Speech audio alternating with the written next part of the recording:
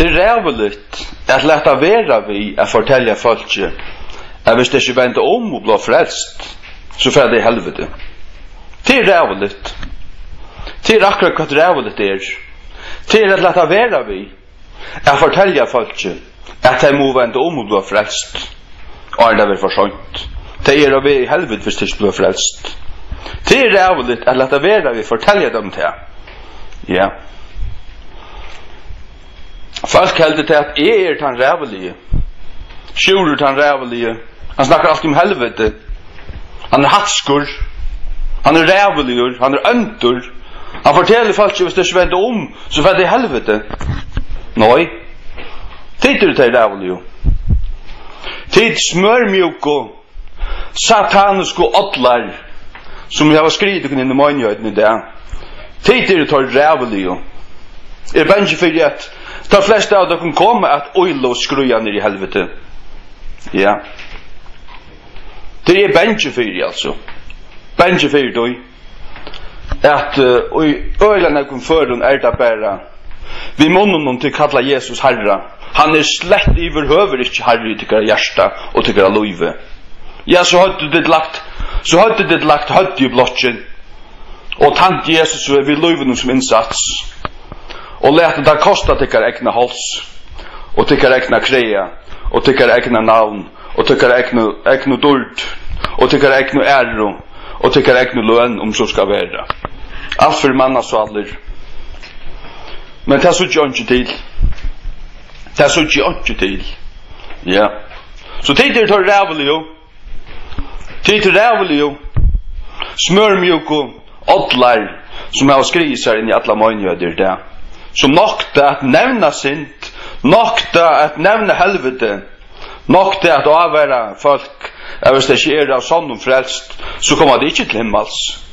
Og her er ikke neutralt sted, at det fer altså i helvete. Det fer altså i helvete. Jeg sier det fer altså i helvete. Det hva det sier, jeg sier det fer i helvete.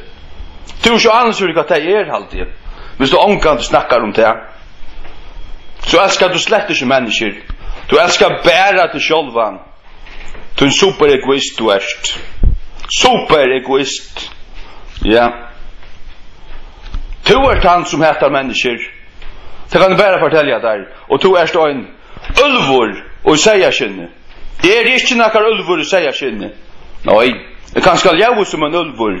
Men jo en seier. Det kan du bare fortelle deg. Ja, om jeg jo i ulvakjennet litt, det kan ikke det samme. Det fløyte ja, men jeg jo en seier. Ja, jeg jo en seier. Tja Jesus Kristi. Og jeg elsker mennesker,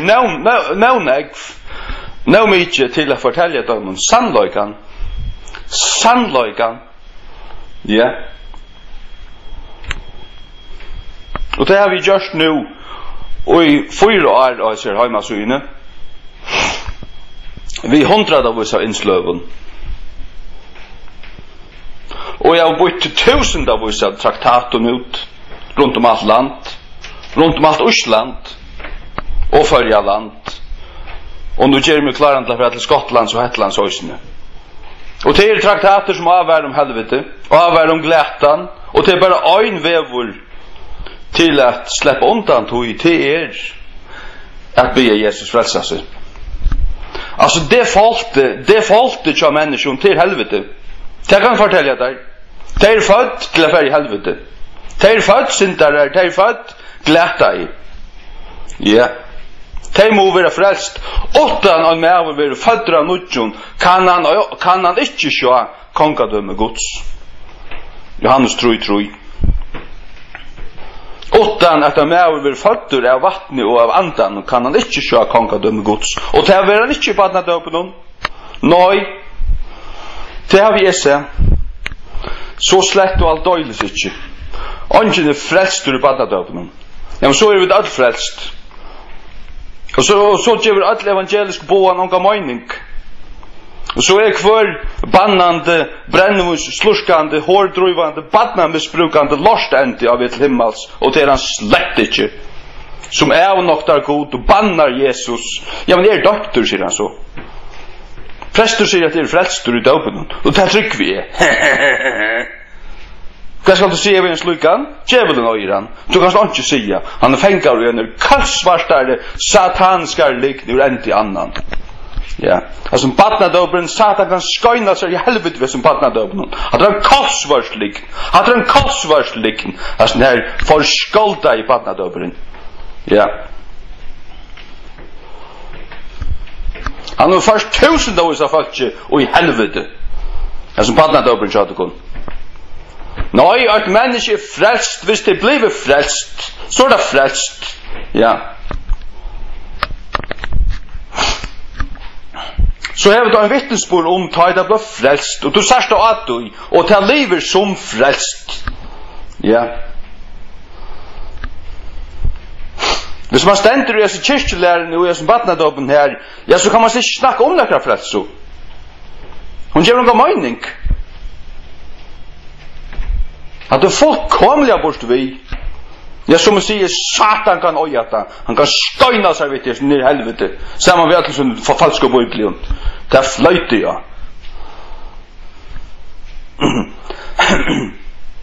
Jeg sier bare akkurat som er ikke den ønte nøy. Er ikke ønt hjerstavur. Er ikke ønt sinnavur. Det er ikke. Slett ikke. Jeg vet at det kommer kjøtt og en dauma dævur. Her som hver einstakur skal framføre Guds daumstel, og er det ikke frelstur, så kommer du ikke inn til himmels, og her er ingen neutral grunn, er det ikke frelstur, så vil du hiva i helvete. Ja, det kunne man sige før. Det er blå boa før. Og der er det alt nekkert dansande utfor skoltar, halar, halar upp i helvete humanister, som kan danse Guds manjøyt. Snakk om pengar og glede og stein fyre. Kom til Jesus, han vil gjøre deg glede. Han vil ordne alle problemer. Kom til Jesus, kom. Vi skal ikke hente deg det. Kom. Ikke år om sint. Folk færa fram til tidgum og hitje på annor. Og skulle øydes for jeg ble frelst. Fæll ikke å ta færre ut og fortsette akkurat som det var åren. Det er ikke frelst. Nei, han fært ikke bytla meg nå. Fært ikke bytla noe mot høyt at det er frelst. Jeg vil over ikke. Jeg synes ikke det skreven jeg dem at det er ikke frelst. Og jeg synes ikke det er så særlig og i egen at det ikke er frelst. Ja. Jeg kjenner jo et frelst menneske.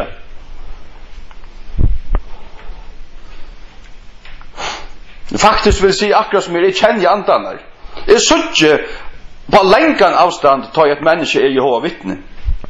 Jeg sa en av kone og apostelsen i fyrre dagen. Jeg sa at hun var Jehova vittne. Og i egen hon.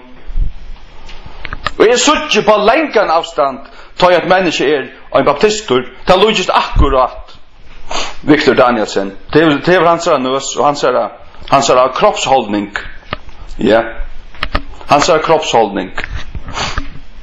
Men det er Guds bøten, det er de som er frelst. Sjølvan er det, ja. Men jeg kjenner jo også en høytning til jeg suttje han. Jeg kjenner jo en høytning til jeg suttje han. Vittne for en menneske, det snakker vi et menneske, og det er bare for å snakke om kommersjon og badnat opp, og kyrkjene, og alt er båret, og ditt og datten. Jeg så den kavhøyen høytninger som fyrir bønt i helvete. Bønt etter høyden i helvete. Ja. Men sier det, det kan gå ikke kyrkje, men sier det, ja, i øye Jesus, jeg trykker vi han døye for mine synder, jeg ber til hans dagliga, jeg trykker vi han betalte for mine synder. Ja, men så er det mennesker dekka. Så kan det godt bare ikke kyrkje. Jeg sier slett ikke til ånden frelster kan finnes nekker kyrkje. Jeg vil øvrig ikke. Og frelster katolikker kunne enda finnes. Enda. Det visste ikke jo. Virkelig var jo katolikker. Men han var ikke katolikker i hjertan. Og de fleste av sin reformatoren tar våro hva øyta munkar og katolske prester. Men tar for å lese for nekker Bibelen, og så sauder sannløygan, Och så var det inte långt katoliker i hjärtan om de så ginkor katolska kyrkjo, men tar pratika av emot det och tar pratika av årsins sannlöka. Särskilt det är inte som öjter, det är inte som öjter katolik, det är inte som öjter lutheraner eller något, det som God säger på att det är frälstor och inte frälstor. Ja. Och det frälsto, verkliga frälsto, det är åt. Det är åt likam till Jesu Kristi likam och kyrkja av görs. Ja. Det är bara så. Kvar säger Jesus vid sitt folk som än är i Babylon, kommer ut ur henne folk mot. Och Babylon är Rom, Vatikan och katolska håran. Katolska håran. Ja. Som ska löjtas för tillhöra gode, men är en håra. En blodrutten håra sittande av tjejfjötlun. Hon är gift mer vid heimenon. Hon är gift vid gode av navne, men hon är gift vid heimenon av gaune. Fullkomligen. Och god som kötta brännarna. Tack och lov. Halleluja. Ja. Till första förtal Joar, trojfält. Halleluja i Bibeln. Till ta i god dömer hårena katolsko. Hårena katolsko. Halleluja. Tack och lov. Han kommer att göra det kött. Ja. Håll kött. Håll kött nu. Tack och lov. Ja. Han kommer att hävna blå i öten som höjla som hon har bränt av balle och hålls högt. Och punten i chatlarna vart kanon. Ja. Ja. Nå tar allra flesto pavaner öylaner i helvete. Jag gick ju när flöjtal av lutherskum präston öyla ner i helvete. Flöjtal av de som näkan det var värre har vi ofrälster. Toj värre. Ja. Nej, vi måste standa rimmar fast om det att det är näka som öjter en frälso händing, en frälso uppleving. Och det visar sig ut att du känner Jesus Krist. Du öjer han, du har mött honom. Ja. Du öjer han.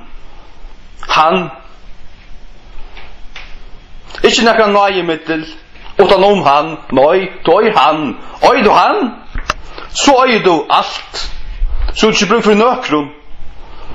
Första sakramentet, eller balspräste. Ikke innu i eia. Tack och lov.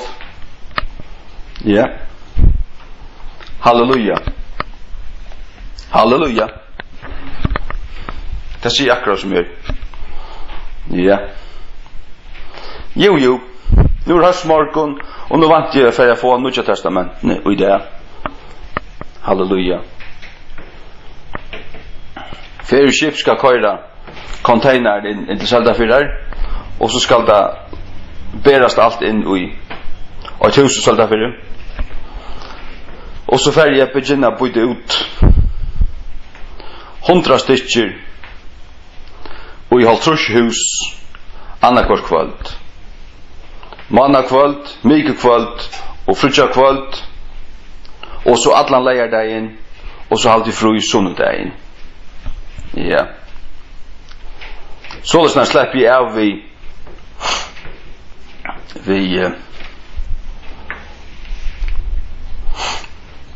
så när kommer jag klara byta 15 000 ut på ett år. Största, kanske lite långre. Och så har jag plantat mig 12 000 trätt och tar för jag få. Halleluja. Och Jesu namn. Och Jesu Kristi dyra bara namn. Du får sätta mig rättlösa. Det är ju inte två slö av frälso. Nej. Och det är inte flera mittlar till frälso. Det är trygg av Herren Jesus Krist. Og du skalt vera frelstur til trygg og hjertan og han Ikke av brei og vunne. Ikke av noen mennesker. Ikke av noen spesielle bøn. Tja noen mennesker fyrt her. Nei. Men det trygg av Jesus som tøyn personlige frelsere. Det det som Og det som jeg sier, det ikke tvei slå av frelse til. Det bare 8 slag av frelse til. 8 slag. Det ikke en sakramentalistisk frelse og så en evangelisk frelse, eller en troar frelse. Nei. Og det heller ikke frelse ut høy, ja, men jeg har trygg av sakramentene. Nei. At det fullstendig er avbøybelst. Fullkomlig avbøybelst. Jesus ikke brei og vunne. Men ta pojkar til han sier, det skal minne. Han sier, altså, essensen i altarbordet, eller lutherska kyrkjan kallar det altarbordet, det øyde faktisk herrans bord. Essensen i det, til at vi som øye han, frelst, som frelst, vi gjør dette til hans anmenningar. Så ofta som vi ta et og drekka, gjør vi til hans anmenningar. Ha? Til hans anmenningar. Ja. Til hans anmenningar. Det essensen og øtlnasnær. Ja, men så måste du øye han. Og hva det du minnes? Hva det du gledest iver? Det som du såst, det som du fikk boa, det som du såst i Guds ordre, at han gjør det for te personlig og til Golgata. Ja. Jeg har en brei brødning gjør av morgen. Sjolvor. Les 4 Korinthe 11, 23 til 23, fra 23 kapitlen ut, opp, og breit så en fransk brei flus, og at pette, og takka Jesus for at han gav sitt likam, at han lett her være sli og barst og puska. Han gav sitt likam heimen til lufs, mer og mer til lufs, og at i grøying i hans svarron, hans pushe svarron, i grøying i tøy, og så at det breier. Men jeg at ikke Jesus tar jeg at breier. Nei. Så du fullstendig blåster. Så du klikker om skildet sier så. Hvis du helder til at man kan äta Jesus fysiskt, så du klikker ja. Jeg tok det ikke Jesus. Nei. Men jeg tok lot i hånden.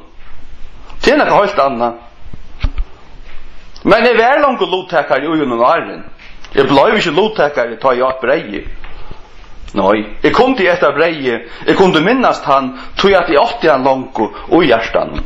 Til essensen, til at gjør dette til mine anmenningar. Til at han sier, dette lika mot, til sier til at dette ombåar, dette uimyndar hans likam. Og vøyne, altså jeg drakk altså ribena saft og en vanlig glaser, til uimyndar hans blau.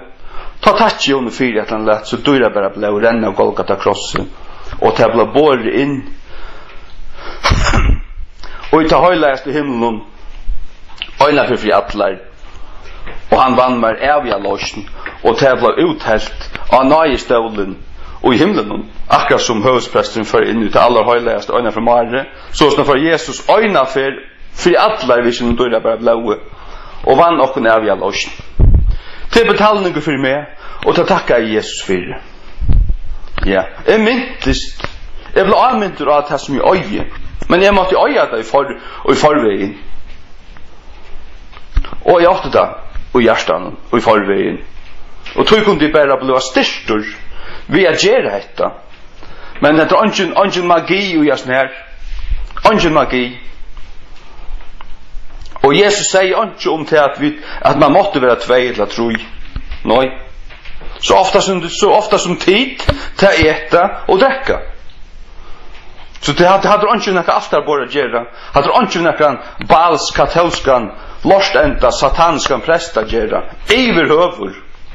Nei. Hadde til det tryggvante at det minnast. det som vi døya. Hatt til det tryggvande at minnast det som vi døya. Ja.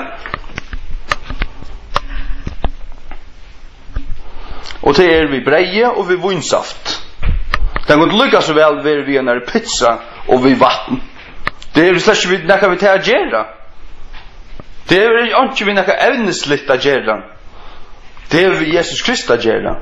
Og tøyna trygg hva han å gjøre. Det det som alt vippar og fullkomlig 100% tøysne. Ja. Det måste du forstanda. Det blir att god man lätt att eier upp till att förstanda. Det har det väsentligt. Jag tycker att katolska och lutherska kyrkan där bor har vittlöjt mera flöjde folk nere i helvete än vad det har frälst. Näkan tog. Helt ärligt. Frälst evangeliet vill inte bo här. Och det får bo till att äta Jesus. Och här vi äta frälsarna. Humbuk och fjäs. Nej. Och det får inte Golgata vers uppläte. Som det öjer. Och här är löjan till att det inte frälsande trygg. Och anker vill bjöa till att tacka emot Jesus. Och götta han allmänt. Vi munnen. Romarbrev 20.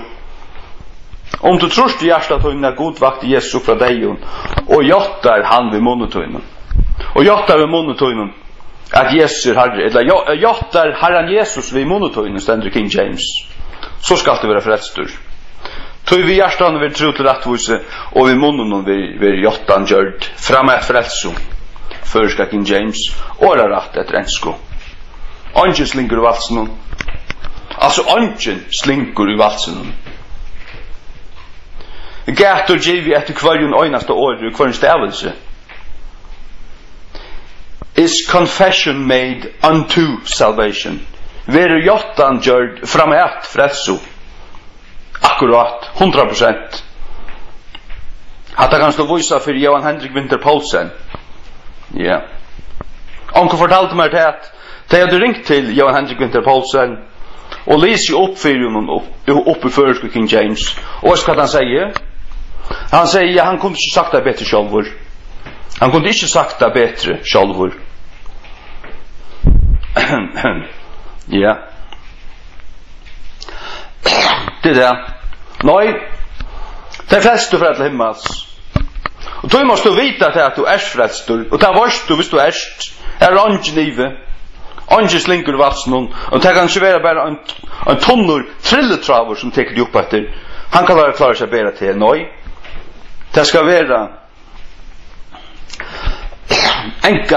enkare som får tryckt inom förhänge. Och kvart förbinder man till ett enkar? Jo, en cheto. Så hvis ett enkare fär inom förhänge, ja, så hänger en cheta fast du är bort.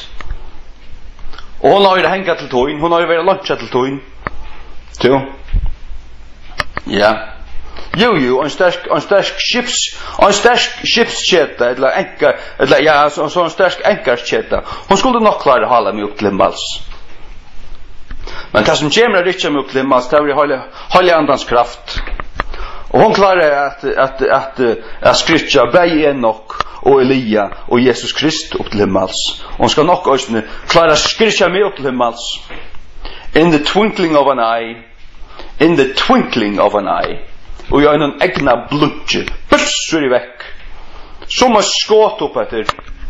Och det sa jag till jag blev frälstor. Jag sa Jesus att det kom. Och faktiskt det som raketter upp efter. Det var så kritakvitt. Och det var simpelthen. Och jag någon rör. Och jag någon. Det fick och det hade ljusstrålar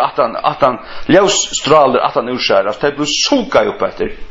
Vi fotlar för akkurat som Thomas ser en amerikanska rymdrakett för upp efter oss. Det är vi hundrada eller vi tusendavisa kilometer fastas. Och hur kan det bära till? Jo, till att du blir ombrötter. Det kommer en kraft i det.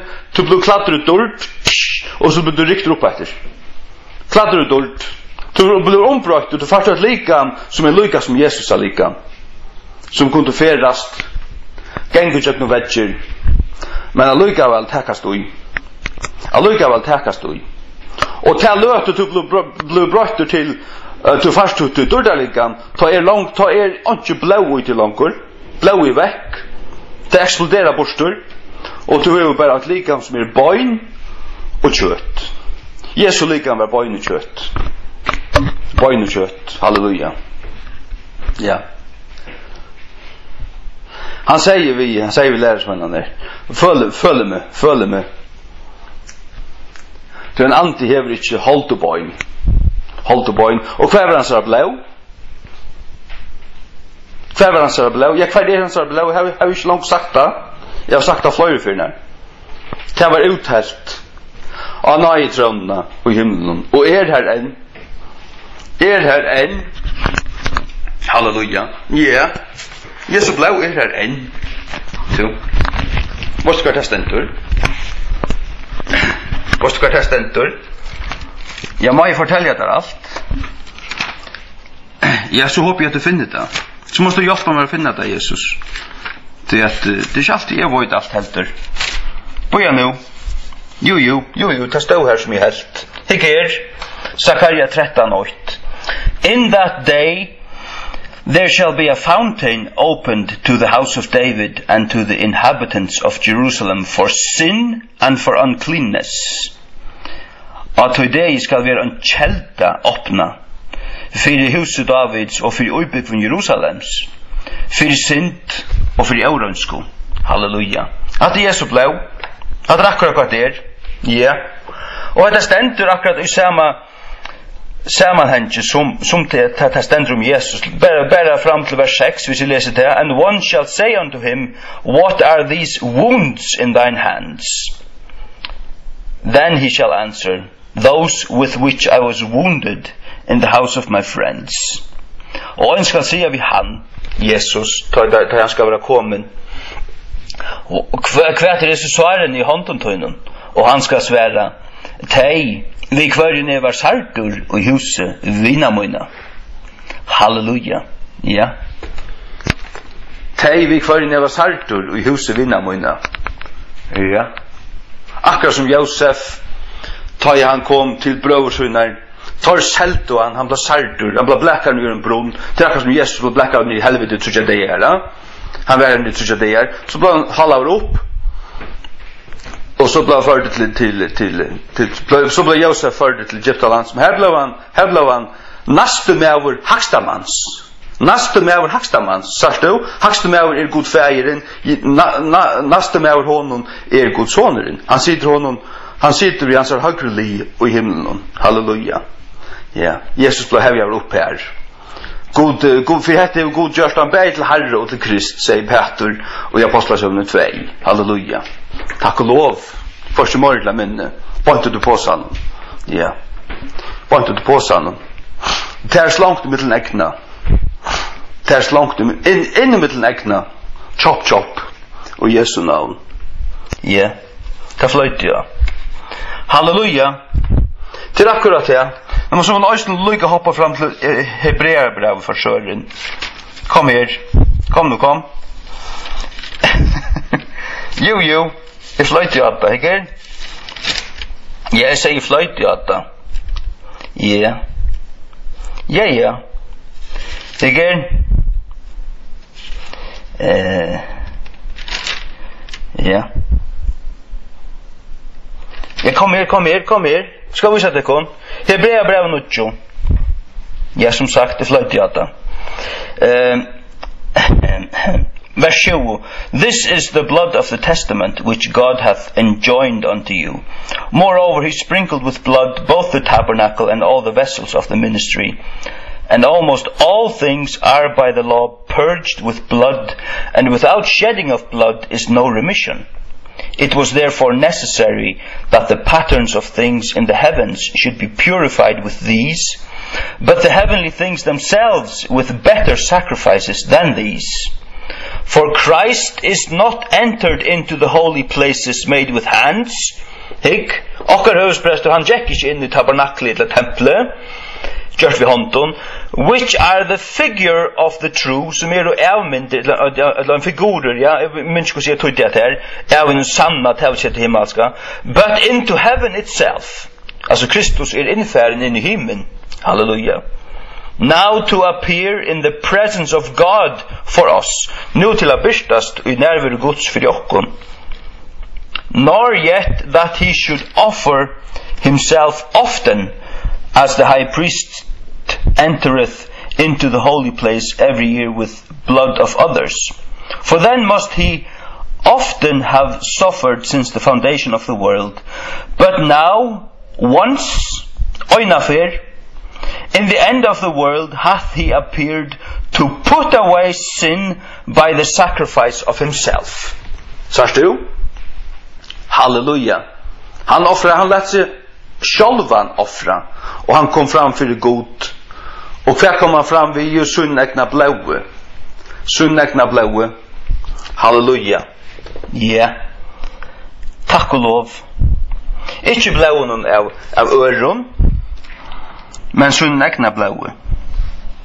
Halleluja. Ja. Halleluja. Til akkurat det. Ja. Ja. Det er akkurat det. Det er brev av Tudjo fra Nudjan.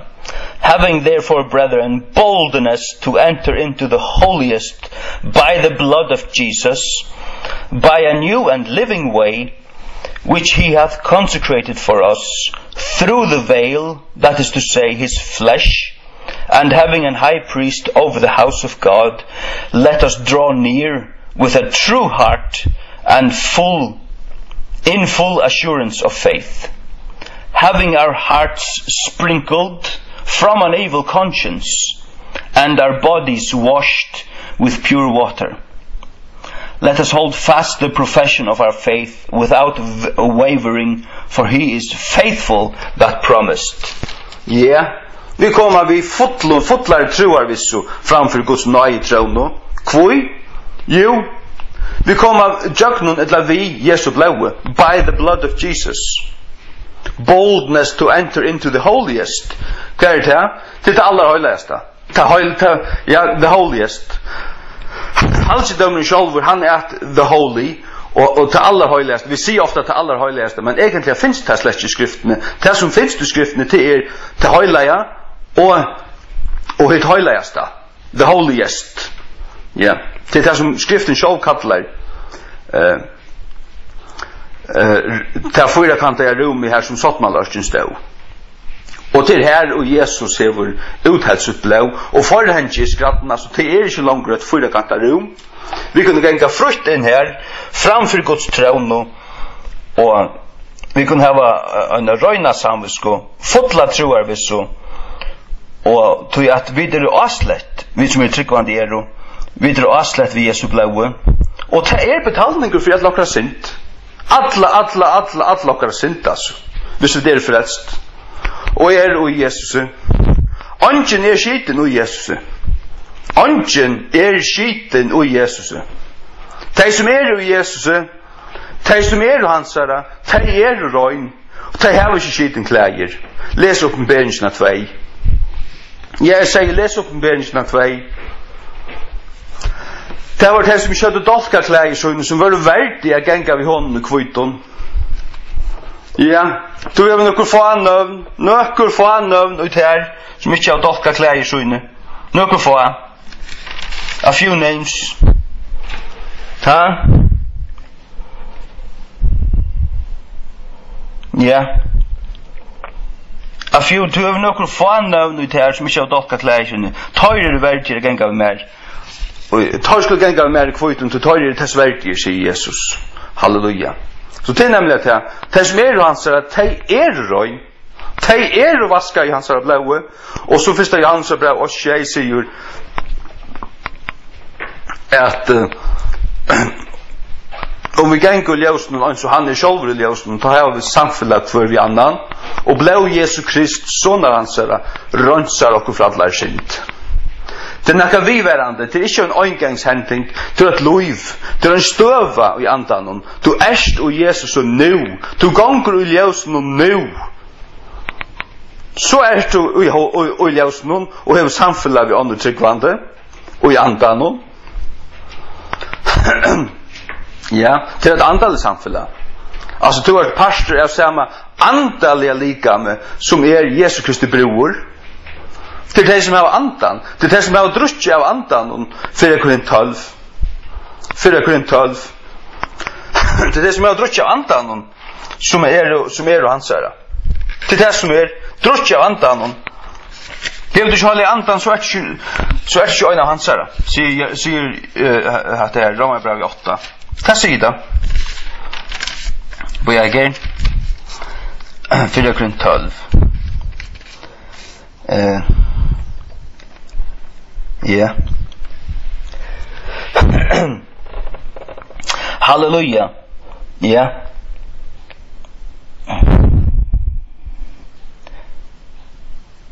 Nu kommer inte på en röda på den vägen. Jo. Vers 13. For by one Spirit are we all baptized into one body, whether we be Jews or Gentiles, whether we be bond or free, and have been all made to drink into one Spirit. Into one Spirit. Ja, men till här lutherska kyrkan koppar allt och hötte. Hon döper folk och är det frälst. Och så färrar det ut i livet och det är inte frälst. Men det är långt och döpt. Och det får bara veta att det skulle bara tryggva av döpen, men det känner inte Jesus. Det är för i helvete. Det är inte hålla i andan. Nej, det är inte hålla i andan. Skulle bara fortälja där. Jag skulle inte ta på länkan avstånd. Det är satans böten. Allt som det är. Det är akkurat vad det är. Hvis det inte är personliga frälst, så får det i helvete. Ja. Jag fick hålla i andan, då jag blev frälstor, då blev insiklavur, då blev ändefötter, då blev ett nytt människa. Jag var støyndeir intill då. Jag har faktiskt upplevt att tvärfyrt och jag fatt fra. Och då var det deir, antallet säga, i 6 år. Intill i bøkning på knua, och kallade Jesus attor, och han kom in i rummet. Och det var som att färra ur myskrunnen in i ljósattor och från dig in i liv. Jag blev livande attor. Sprälllivande från det, alltså ut ur stundene att han kom in. Och i april, eller ja, nej, 12 januari i maj månad 2003. I vi akkurat. Halleluja. Ja. Men så blev det i andan nattor. Och i august 2003 kom en eldkula ner i himlen och bort i rabattland och in i butchen. Halleluja. Ja. Jag säger det kunde akkurat som det är. Du måste vara frälstor för att vara frälstor. Det säger sig självt. Ja.